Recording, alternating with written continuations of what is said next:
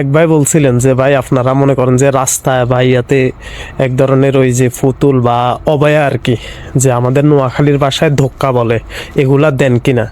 দেখেন এই আমি দুইটা ফুতুল বাইর করছি, একটা ছেলে একটা মেয়ে।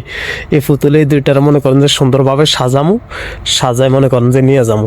যাওয়ার পরে এটার মনে করেন যে আমাদের যেগুলা গুরুত্বপূর্ণ মোড় আছে, এরপরে রাস্তার পাশে যে এরকম কাঁধে রকেট লঞ্চার অথবা মনে করেন যে অস্ত্রের মতো ইয়েটা দিই, এক ধরনের মনে করেন যে ধোক্কা আর কি, এটা দিই রাস্তায় দাঁড় করাই দেবো। মনে করেন যে পরবর্তীতে ড্রোন বা এগুলা কোনো কিছু আসলে দেখবো যে মনে করেন যে মানুষের মতো। এই কারণে এই পুতুল দোনোটারে বাইর করে লইছি।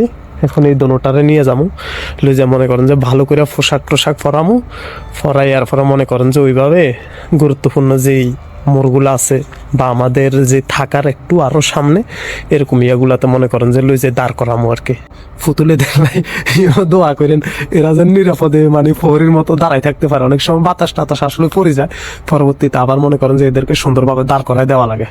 এই ফুতুলে এই দোনোটারে লই যাইতেছি, একটা ছেলে একটা মেয়ে। ওকে, আল্লাহ হাফেজ।